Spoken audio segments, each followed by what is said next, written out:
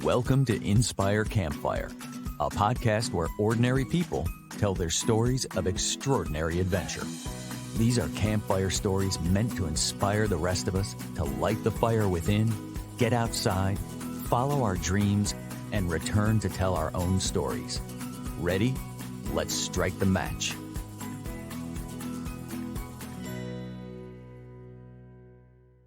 Welcome to the show. I'm your host, Scott Wurzbacher, and today we're going to talk about soul-seeking, second chances, and success.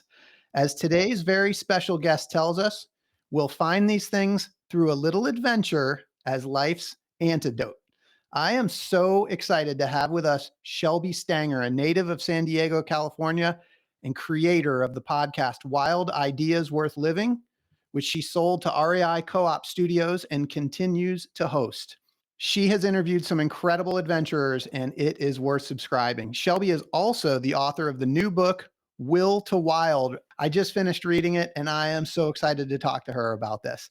Shelby's been telling stories as a journalist since age 15. She's covered adventure and outdoor sports stories all over the world for publications like Outside Magazine, ESPN, and CNN, just to name a few.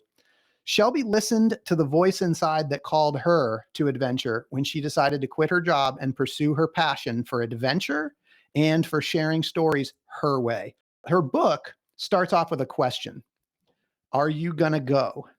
And she clearly answered yes. And now she's here to tell us the story. Shelby, welcome to the campfire. Scott, you're a joy, and your intro is so pro.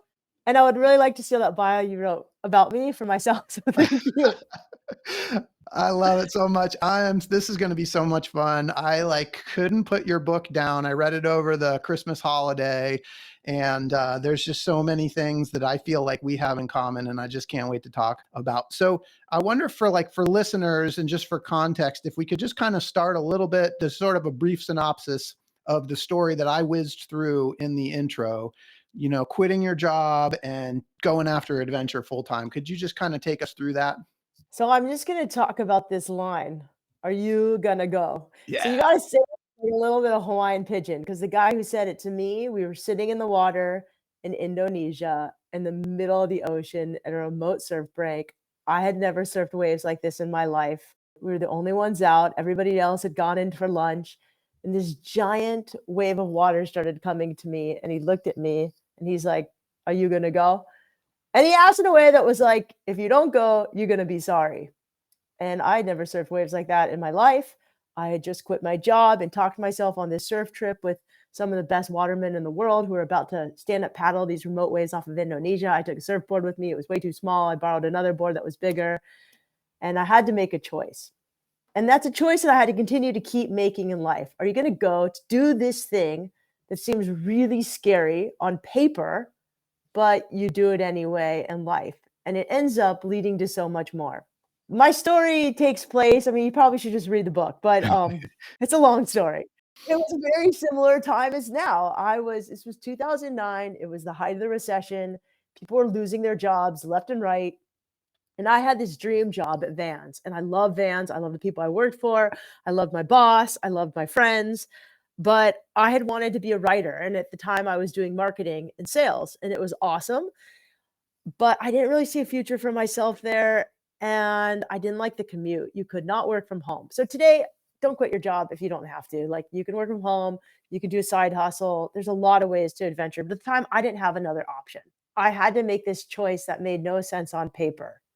Quit a job and go pursue adventure journalism full time. I had studied journalism in college. I went to Emory.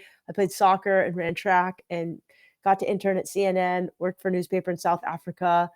And during my summers home, I taught surfing and had this adventure sports column in the local newspapers that are free that most people throw away today. But back then they were pretty cool. They're still cool today. Yeah, I was lucky. And I kind of just wanted to keep chasing that job I had at 19, which was to write about people who did adventures and took the path less traveled. One that wasn't conventional, that our parents didn't tell us was the path to take necessarily.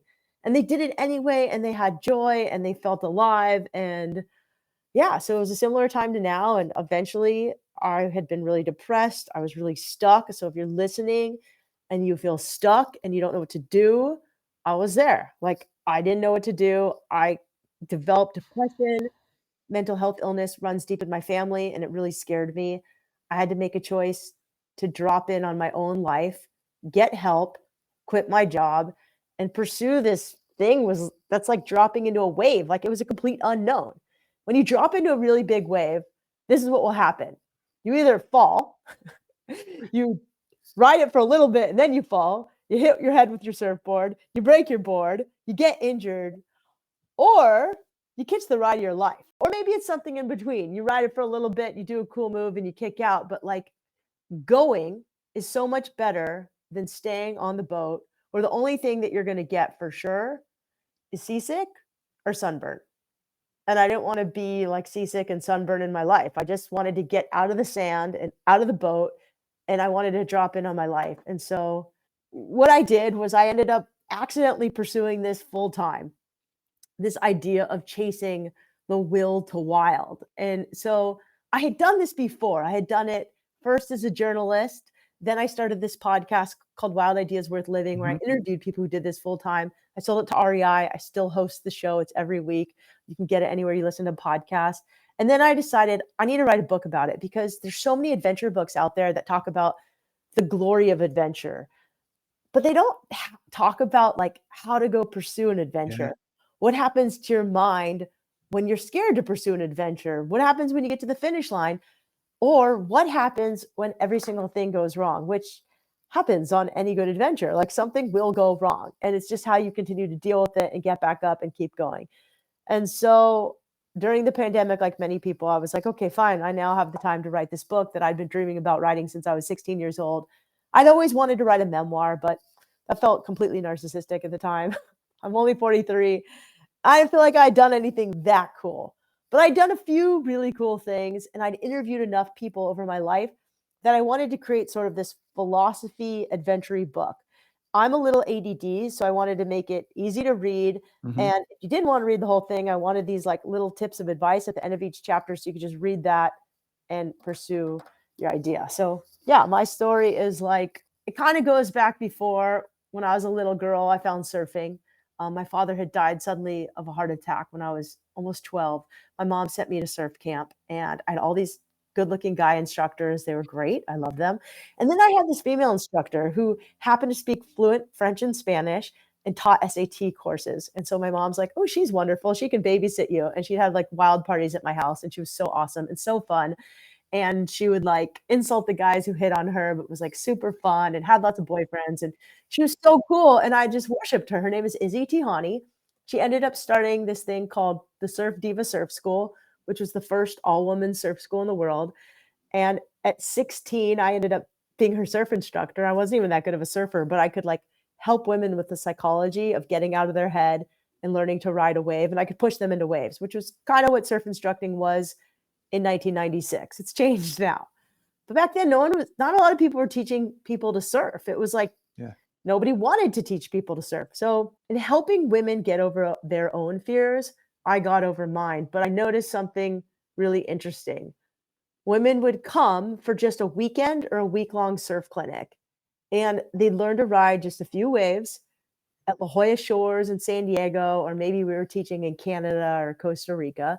And then within like 4 weeks, I'd get a call from at least one of them. And they'd be like, Shelby, I quit my job.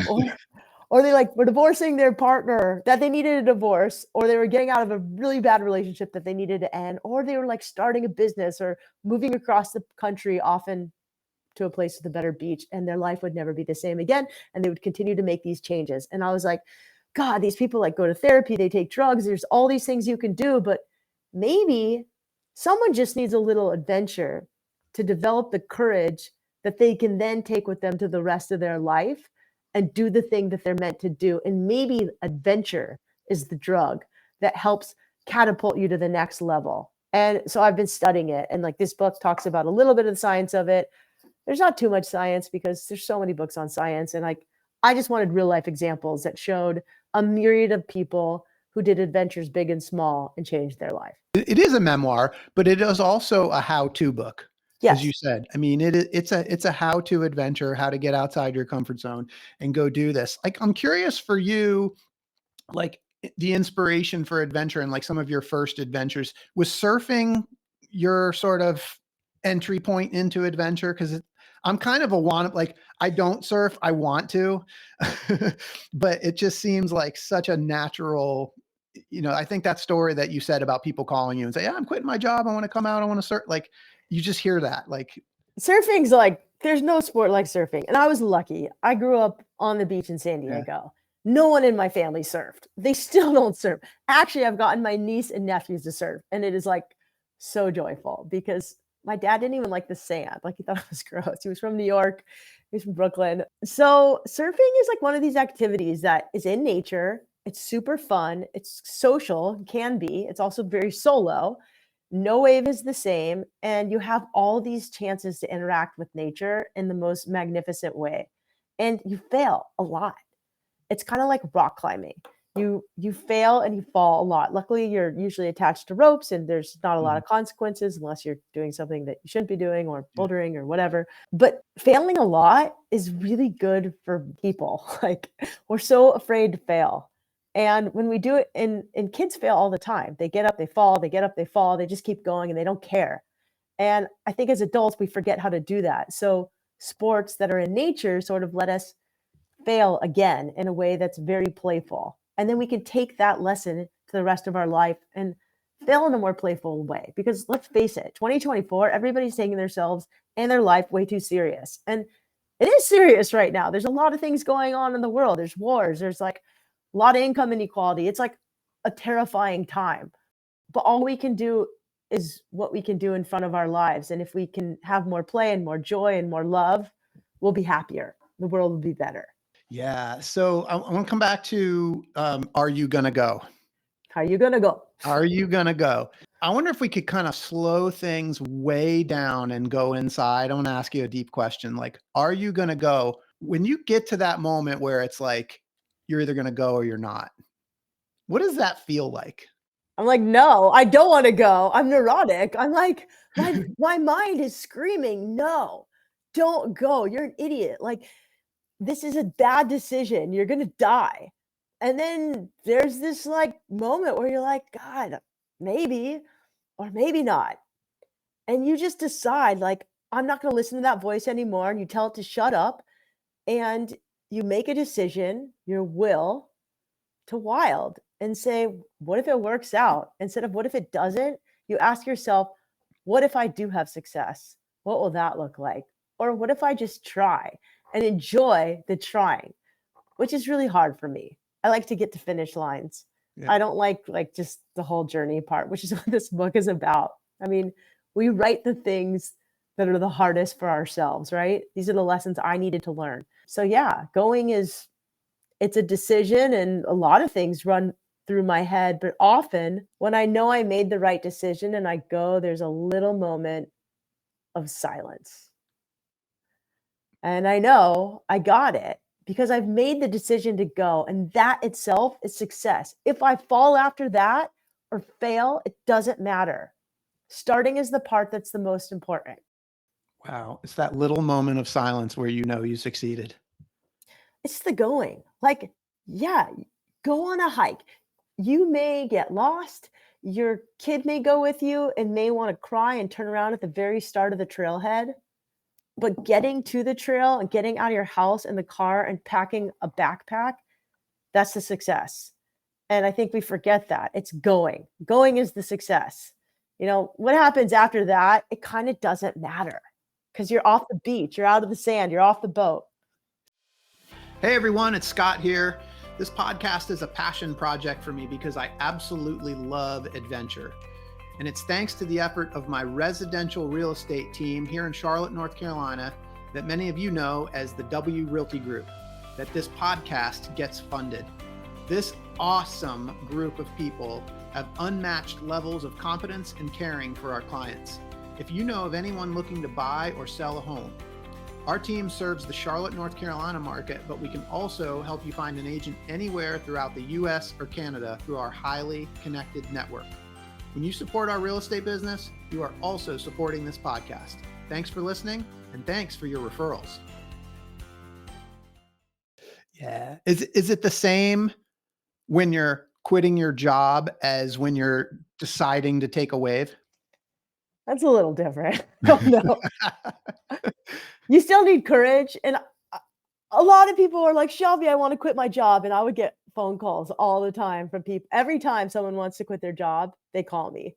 It doesn't happen as often, and I'm not really a fan of people quitting their job anymore unless they're Yeah, really miserable, because today's economy is challenging. Unless you have it something is. lined up, and you need to make more money today than you did when I was 29 years old in 2009. It's just more expensive.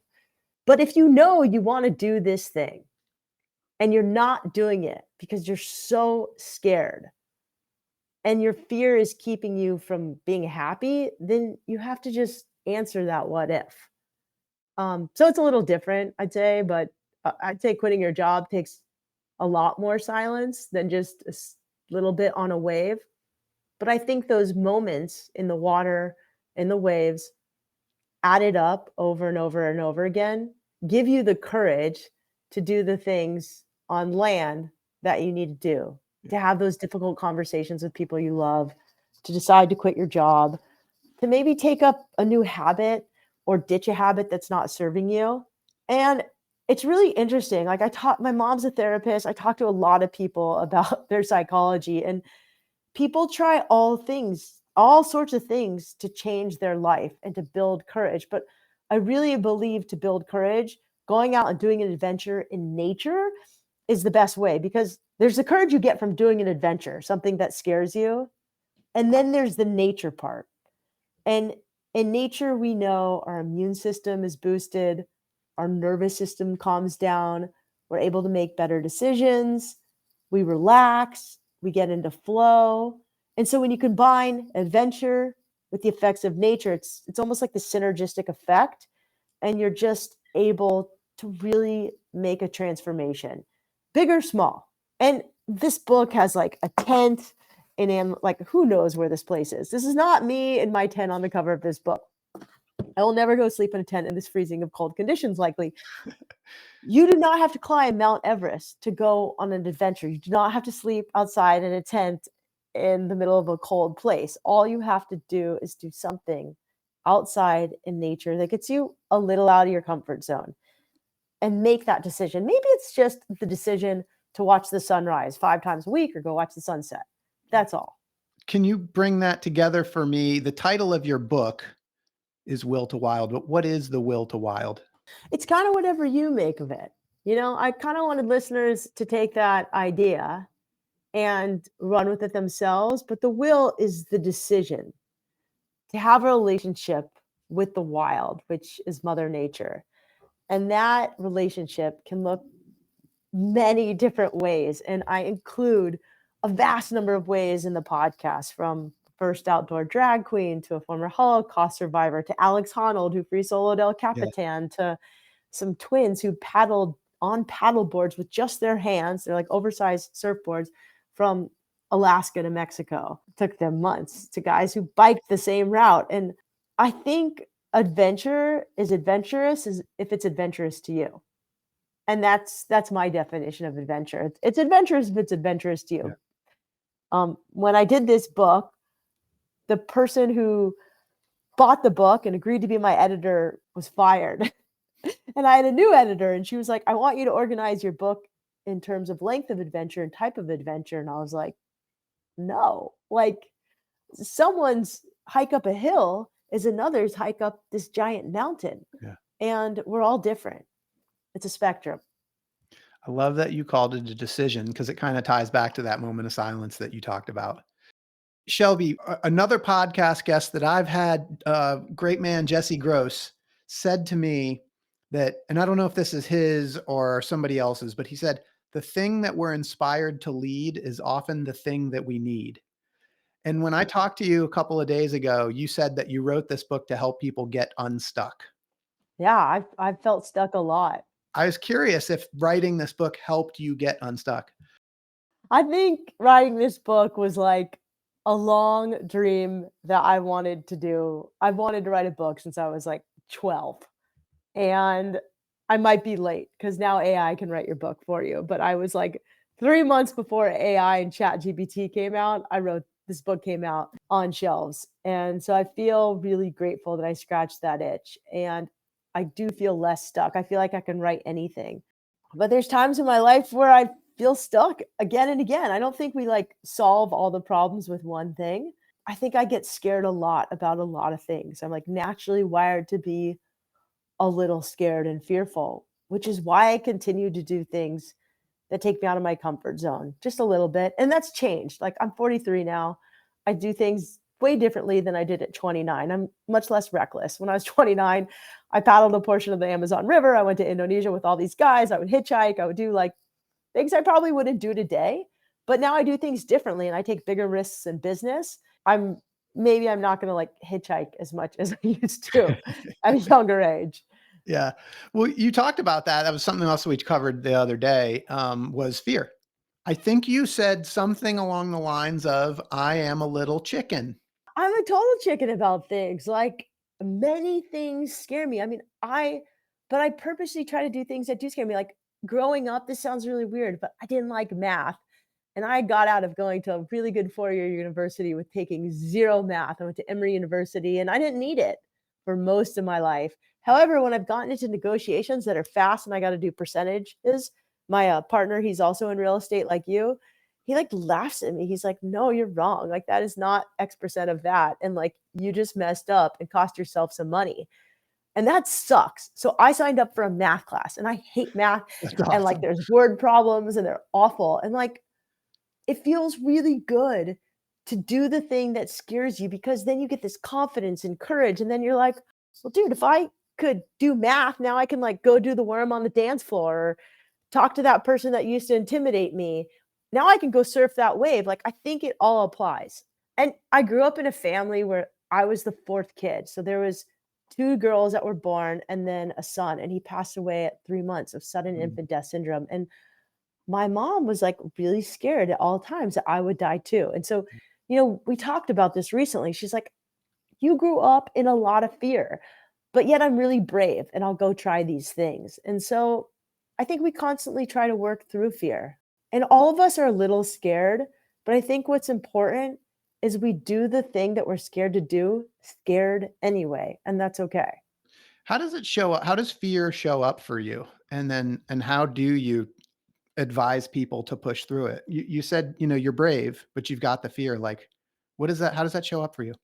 Well, if I'm totally transparent, if I'm really scared and annoyed, I can be a little bitchy. And that's how sometimes I don't realize I'm scared. But if I get like really caught up in a cause that like I probably don't need to be caught up in, or I just get too caught up in something, sometimes there's fear behind it. Like if you look at our world right now, there's a lot of people that are like really caught up in causes that are like not directly affecting them. Yeah, it's awful what's happening, but like when people get really passionate about causes and angry and mad and they're scared about something else that's affecting them. And so I just have to stop and pause and ask myself, like, what am I really afraid of? Like, why am I being a little bit of a jerk when I don't need to be? And I try not to be a jerk, like, but I can notice if I'm like a little short tempered or easily annoyed or I'm getting irritated, like waiting online at customer service of like the healthcare insurance agency or AT&T or whatever. If I'm getting annoyed easily, I have to ask myself, what am I scared of? Like maybe I'm just busy, but often there's some fear about something. So how to push through it? I usually have to meditate and calm myself down and take some breaths. And I think breathing is a big part of adventure and something I've Mm. learned through adventure. But it always helps me to go outside and get perspective. There's something really visually stimulating. All of our senses are involved when we change our perspective by getting outside. Yeah. So I tell anybody, if you're really stuck or you're scared, like go into the ocean, in the middle of the ocean and look around, go to the top of a mountain, look out at a horizon, or go somewhere where it's dark and you can see stars. Because I think we get caught up in our own heads and we feel really overimportant about our lives and everything. But when you stop and you're outside and you look up at the stars and you experience awe, you can't help but realize how small and insignificant you are in this greater universe and how much connected we are to each other. Like, we're not these like alone people in our own little heads. Like, all of us are going through the same thing. And when you think about the fact that there's a star that was like millions of years away and the science of it all, you're like, okay, this thing that's bugging me waiting on hold for customer service on AT&T is really insignificant and I need to chill the heck out. I think the outdoors does that faster for me than any magic potion. I feel like you're talking about some of the seeds of awe right now, and I like let's just go there because when I was reading your book, like I think awe is in that chapter heading. It's like awe, flow, and there's a number of things that resonated for me. But then I got to page 71 and you quoted my favorite definition of awe, which is a reverential respect mixed with fear and wonder. And I've said that over and over again on this podcast with my guests because it's my absolute favorite. And I just love that combination of the reverential respect mixed with fear and wonder. And we're talking about fear, but I would love, obviously, that definition connected with you too. And I would love to hear your perspective on that definition in particular and just awe in general. Fear and wonder, like wonder, curiosity. I think you could be scared, but I was talking before, like, how do you get out of it? Yeah. One thing is instead of to be annoyed, like, be curious. Mm, And awe makes us curious. Like, here's how awe manifests. Awe happens when you're on a walk and you see a bird swoop down and grab like a worm or a snake. Or it happens when you're sitting on your surfboard and you see a dolphin leap or a great white shark or a really cool fish, or you see a cool bird or a cool tree, and like immediately it stops you in your tracks. And so if before experiencing awe, you were in a bad mood, maybe you were on hold with customer service way too long, or you were stuck in traffic, or you had a bad day at work, awe stops you in your tracks. It takes you out of your head and it makes you realize how small you are and how connected you are to each other. And it makes you really curious. Like, it stops you immediately and it changes your perspective so fast. Like, you're no longer in a bad mood. You can't be. And I don't know, there's just like no emotion that does what awe does for me as much as awe. I agree. Well, and it seems like it happens more naturally in well, it's kind of a ironic statement, but like naturally in nature. I think the thing is like so much of our life is predictable right now. Like, we all have these things, right? We all Yeah. have phones. And you can look at it and you could predict pretty much like what the weather's going to be like, what's it going to feel outside, like anything. But in nature, there's still room for unpredictability. Like, there's still things that can surprise us. And part of human nature and like what we crave is like we crave surprise. Like, it sucks. Like, we don't even know really why we're here. And we don't really know we don't know what our start is, we don't know what our ending is. And we don't know a lot of things. But because of technology, we're starting to know a lot. But part of the human experience is surprise and wonder, and we need it. And it keeps us humble and it keeps us engaged. Like, if we knew all the answers, it wouldn't be fun. So this that same chapter about awe, which I love, also you get into the idea of flow.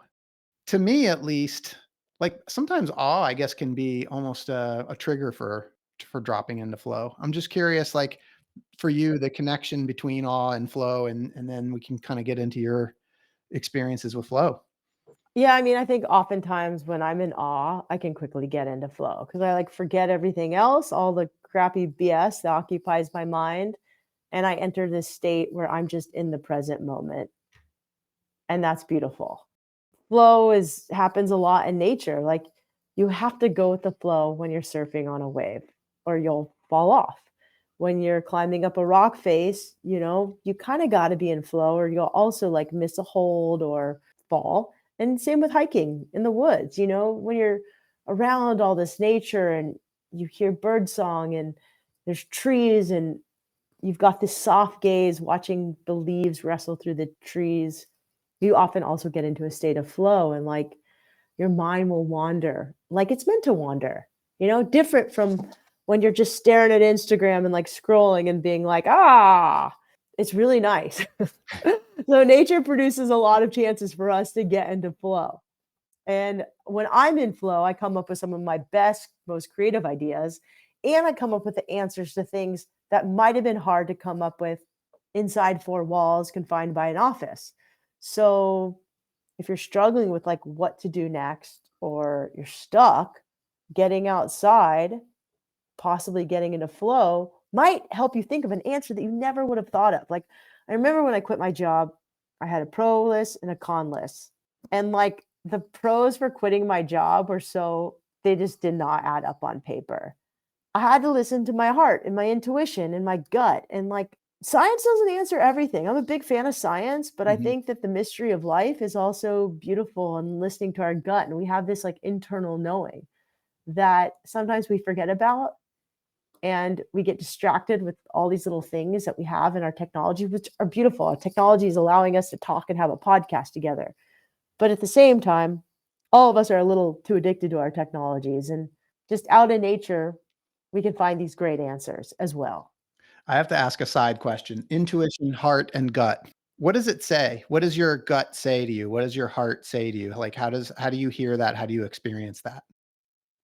Well, I ignore it often, like most people. I have to like really be silent and honest with myself. And sometimes it does take me doing a full geographic and getting out of my routine to get there. But my heart and my intuition, every time I've listened to it, it's pretty much led me down the right path. Yeah. Every time I've ignored it, I've run into some walls. And I talk about in the book these things called trail signs. Yes. Trail signs will point you to where you need to go, or they'll tell you not to go off of a cliff. And I think in life we have our own trail signs that if we listen to, they'll lead us down this path that's like exciting and has cool views and like zigs and zag, but ends up in an epic vista.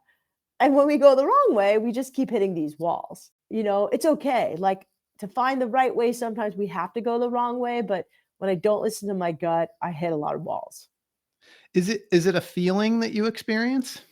Yeah, it's a feeling, and like things just work out. I'll tell you, like the best time I experienced flow and listened to my gut was when I started Wild Ideas Worth Living.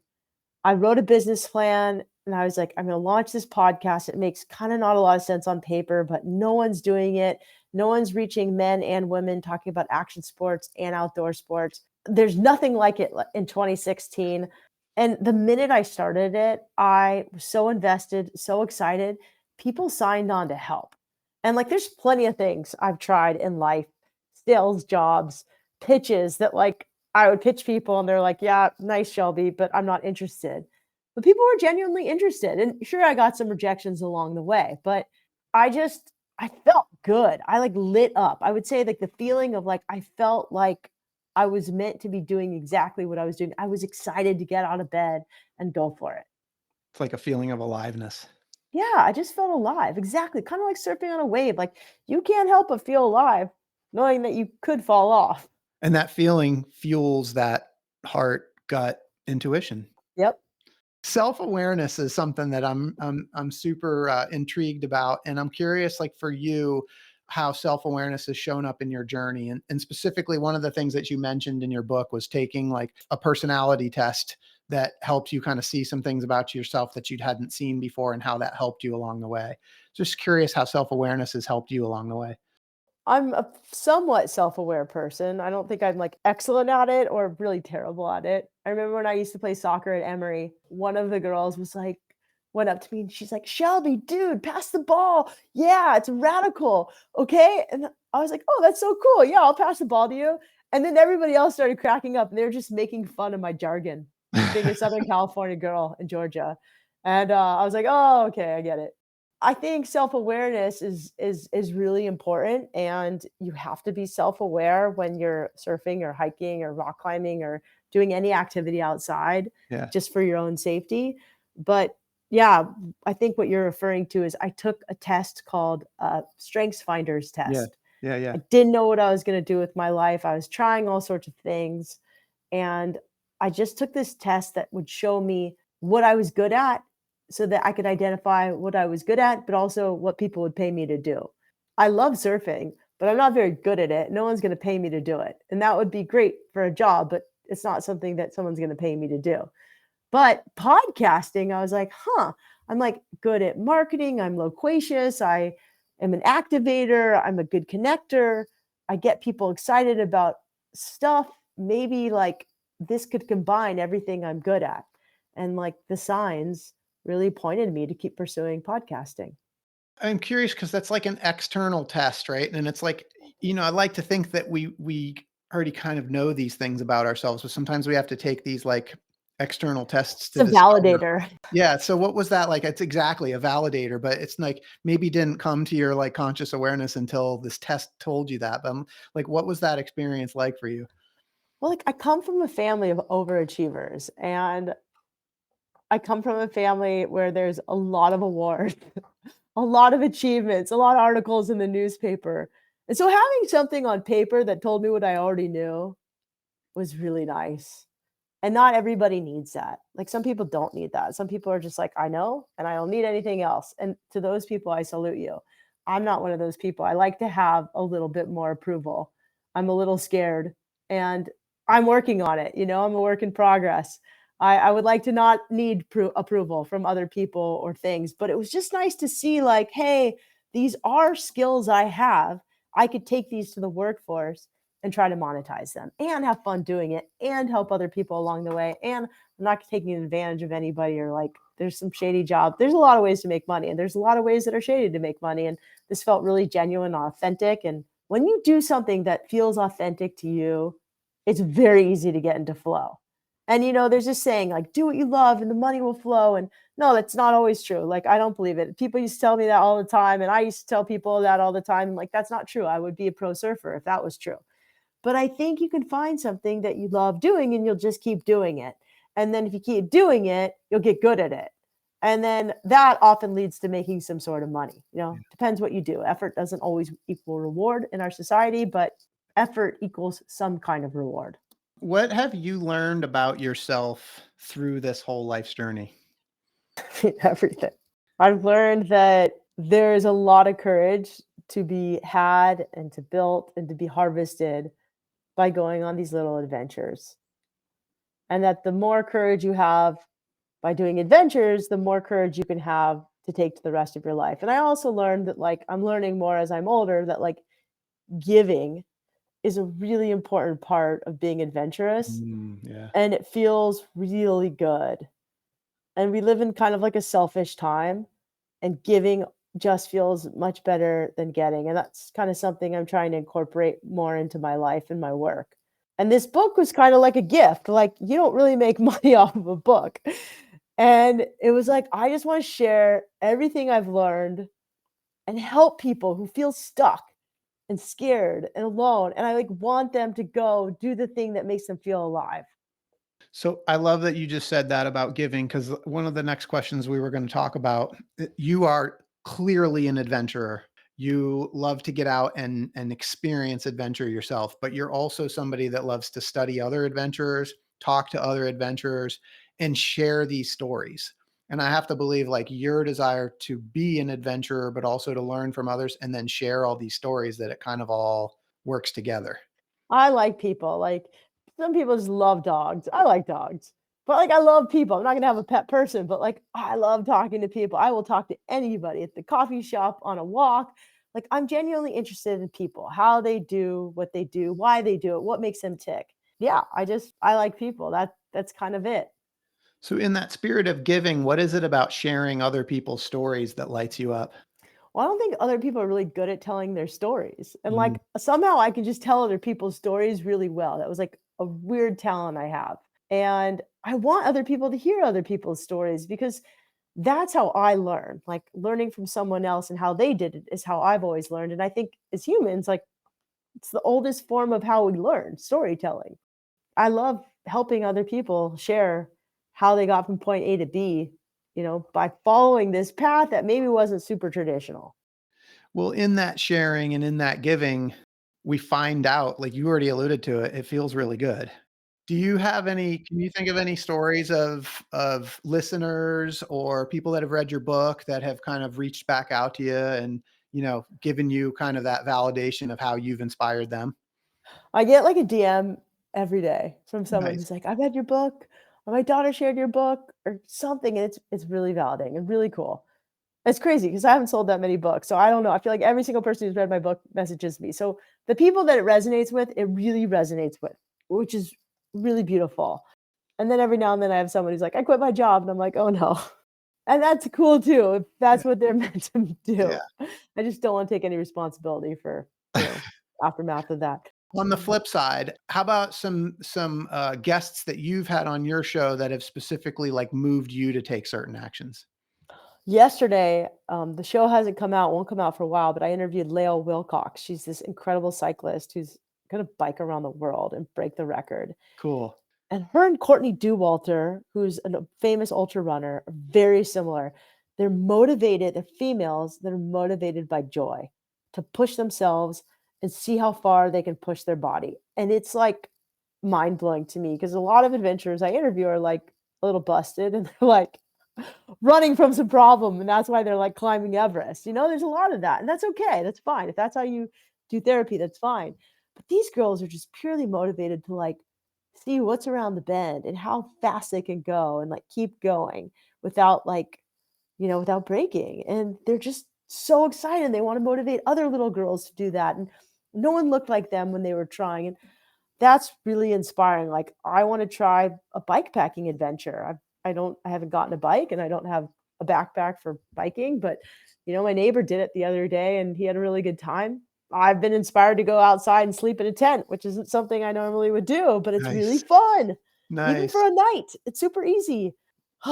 Guests inspire me to do all sorts of things. Rock climb. I started doing this thing. I injured myself. I was really inspired to try an ultra marathon or a marathon, but I am not able to run right now.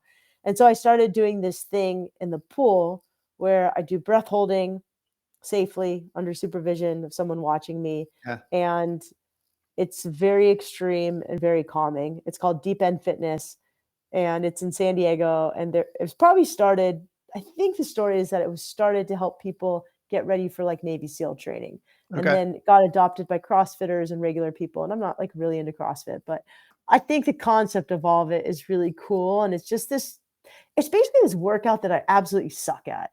And I have a friend, Karen Rinaldi, who wrote a book called It's Great to Suck at Something. Nice. And Love it that. is really great to do something that you're absolutely terrible at because it's fun. You have no expectations for yourself. And like I said, you build courage, you build resilience, and you improve really fast too. Like if you're really bad, what's really fun is like every day I improve so much because I'm so bad. I love that. I think I saw some posts on your Instagram of you in the pool. That was pretty cool. Very visually, like, exciting because you're underwater in a pool and you're holding weights and you're running with them, and it looks, like, really badass, even though, like, I'm not super badass. There's people in the class that are way more badass than me. There's chicks that are, like, Division I college swimmers. There's girls that are, like, borderline Navy SEAL elite, like, there's not any female Navy SEALs yet that I know of, but there's some girls that are pretty close. You're pretty badass, Shelby. Oh, you're sweet. I'm not. I just look like that on TV. I usually, as we kind of wrap up, ask everybody on the show for some advice for listeners that are inspired by your story. Here's the thing with your story: listeners need to get a copy of your book, Will to Oh, Wild, thank you. because if they want to know how to do adventure, that book is a how-to book on how to do it. So that's where the advice comes from. But could we give listeners just a little teaser, maybe one little nugget of wisdom that you'd like to share with people that are inspired by your story? Just do the thing. Like, take one step, I call it eat the frog. Do the thing that scares you the most and that's the hardest first, and just start. Starting is the hardest part, and start scared. Like, start not totally prepared. Just take one step to start. Maybe that's booking a plane ticket. Maybe it's booking a trip.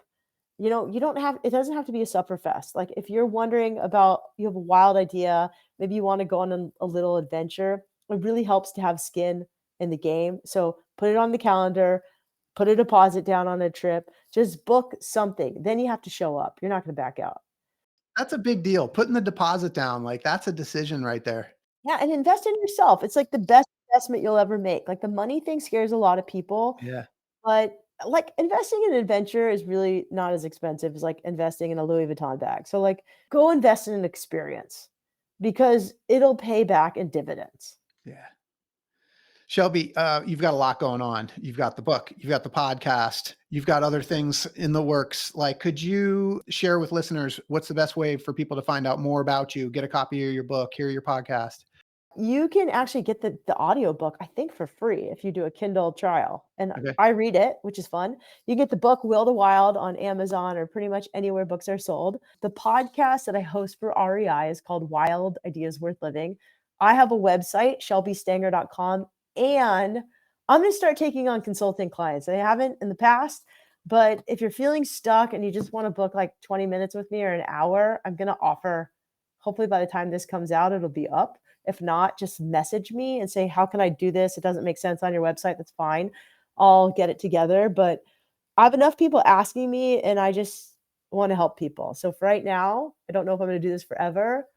I'm going to take consulting clients and we'll see how long this goes. So shelbystanger.com is the best way. And I'm on Instagram, Shelby Stanger. I'm really not on Twitter or anything else. It's a gift to the world, what you do. Thank you, Scott. And thanks for having me. You're great. Here's something really important because at some point, like this epic life that you've lived, starting with being writing your first article as a journalist at 15 to this whole experience of working at Vans and quitting your job and then starting the podcast and the book, Hollywood is going to make a movie about your life. And I want to know when they do, who's going to be the Hollywood actress that's going to play you in this movie? So these people are too old probably to play me right now, but I get confused a lot with like people who are older, like you look like the girl from Indiana Jones. Her name is Karen Allen. Yeah, Karen Allen. Or I'll get like if I'm really skinny, people will ask me if I'm Sheryl Crow, and I'm like, okay. But what would be really cool is if like some hot chick like Gal Gadot or Oh that man, girl, Wonder Woman. or someone really funny. I'm not like them at all, but like it would be my dream if like Kristen Wiig or Oh man. one of the girls from SNL played me. But probably someone like Sandra Bullock, who's like, tough, badass, has a deep voice. I don't This know. is going to be a tough casting decision where they're going to have to all come in and audition for this thing. It's going to be epic. What's it going to be called? It's gonna be called Dropping In. It's going to be a surfing movie. I don't know. We'll see. Dropping In. I think that you make people feel really good, Scott. I think it's a little bit of a pie in the sky, but in the meantime, I'm really just enjoying the ride. It's going to be so good. Shelby, seriously, thank you so much for spending time with me today. For those listening, I hope you've been inspired today as much as I have. I hope Shelby's story has encouraged you to listen to the voice inside that calls you to adventure, because we want to hear your story next. If you have a story to tell or just need a nudge to create one, please send me an email. We'd also appreciate it if you'd help us spread the word by leaving a review and sharing or tagging Inspire Campfire in your social media. And until next time, I want to encourage you to get outside. Thanks for listening. Shelby, you're the best. Thanks for being here. Oh, you're awesome, Scott. That was so good.